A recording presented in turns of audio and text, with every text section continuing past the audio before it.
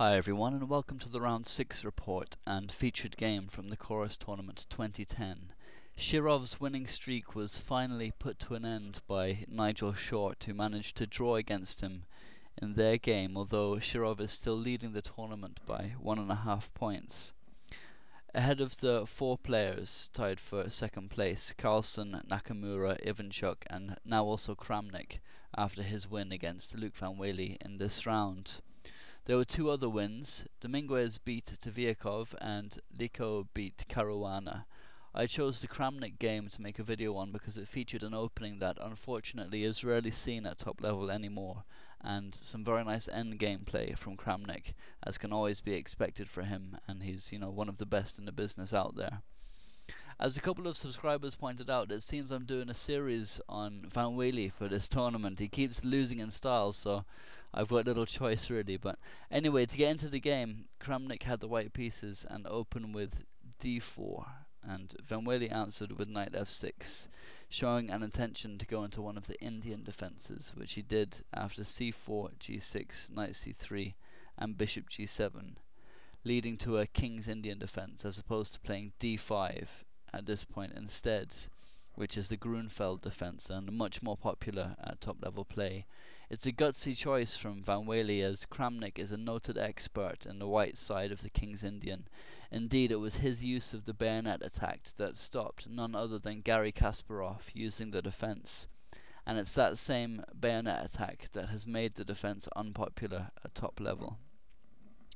So play continued with the book line e4 and d6 to disencourage e5, and now some standard development for this opening. Bishop e2, black castled, knight f3, e5, bishop e3, c6 and d5, locking the center pawns, which is a typical feature of the King's Indian and white's best course of action by all accounts. The pawn structure dictates that white will try and get initiative and break through on the queen side with b4 and c5, etc., and opening the c file, whilst black does the same on the king side with f5 and opening the f file with the hope of creating a mating attack on the castled white king. Due to the closed center, it's relatively safe for black to advance all of his kingside pawns to try and open a path to the white king. So, as you can imagine, with simultaneous play on both wings, it leads to very sharp and complicated positions, which is one of the reasons it was a favourite of not only Kasparov but also Bobby Fischer, as well as club players all over the world, myself included, and many of you watching, I'm sure. We're still well within book lines here. And now came knight g4, which is threatening to win the bishop pair. So bishop g5, now f6, bishop h4 and c5, taking the tension out of the queen side and forcing white to take longer in order to break through with his pawns. But that's no big deal, seeing as the position's closed, so the idea of tempo and so on is not so important in closed positions compared to open ones. Here Kramnik is castled. Now came knight h6 from Van Wely, which is a cautious move, as the knight could have been a tactical target with the bishop and queen lined up as they are here once this knight on f3 moves. And black always has to get this f6 knight, the knight started on f6, has to get it out of the way in order to play f5, which is the typical move for black to generate initiative in the King's Indian. And this rerouting of the knights to h6 is more or less as good as any other, although personally I prefer to play the knight to e8 from f6 because it gives c7 added protection, and this can be a strong square for white to use once he opens up the queen side. So a3 now is how Kramnik continued, and one of the merits of Van Wely playing c5 was that it hindered an immediate b4 from Kramnik, which is the normal move to get things opened up for white on the queen side. So he prepares it now with a3, and Van Wely took action to prevent it further with knight a6, which is becoming a more often seen move in many variations of the King's Indian defense. The knight can reroute to c7 or sometimes c5 too if the pawn here is exchanged off, but I believe Van Wely's main reason for this move was prophylaxis against Kramnik playing an immediate b4. And here he played knight e1, which seems passive, but as I said, due to the closed nature of the game, tempi are nowhere near as important. Kramnik's planning knight d3, which is a better square for the knight, especially because it's not restricting the movement of the f pawn, which he was doing on f3. And it's handy for white to have flexibility there with his pawns for when black gets kingside initiative underway.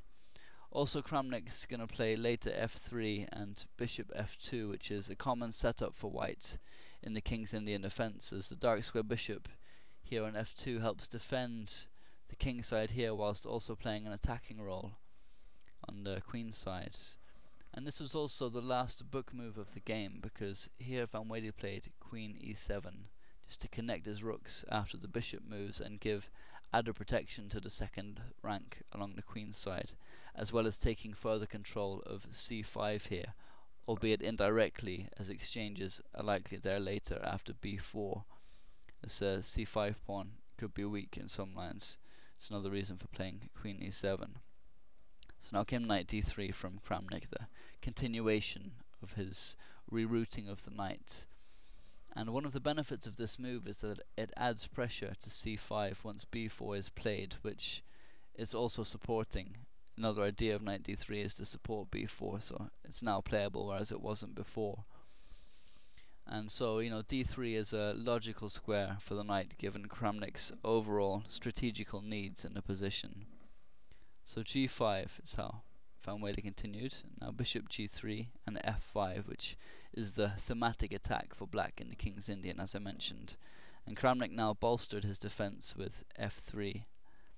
And after f4, gaining further space for Van Wely, he played bishop f2, adding further pressure to this point c5. It's going to be good once b4 is played. And this was a very accurate game for both sides. Fritz had only one alternative suggestion to what was played right up until move 45, which is incredible stuff. It's a very, very accurate game from the two players. And rook f6 is how Van Wely continued, which is another standard maneuver in the King's Indian defense, as well as rook f7. The idea is to move the rook to the g file to give added strength to black's kingside attack, although in this position Van Wely has to be wary now about playing g4 because of bishop h4 winning the exchange. So now Kramnik has b4, because after taking sufficient defensive measures, the queenside initiative is now his main aim, and Fritz now gives white an overall edge in the position of about half a pawn. Van Wely chose to defend with b6, so after b takes c5, there's b takes c5, maintaining and now solidifying the pawn structure in the center. And usually it's an open c file that's effective for white in the King's Indian defense, but the b file is equally good to generate queenside play, so Kramnik is happy to open it up by exchanging pawns on c5. And now he played a rook b1, immediately taking control of the open file. Now came knight f7, getting the knight to a more active square, whilst making way for the h pawn to join in the attack with this kingside pawn storm typical of the King's Indian defense.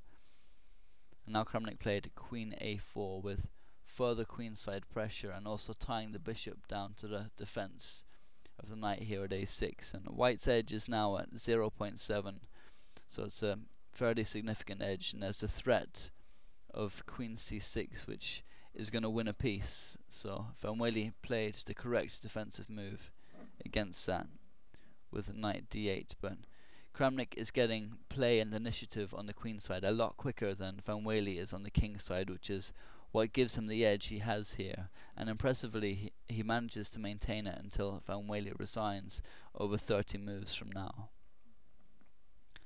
So rook b2, just planning to double up rooks, and h5, looking for counterplay, and it's not far away now, although after rook f b1, white's edge is bordering on a pawn, and so it's becoming a significant advantage.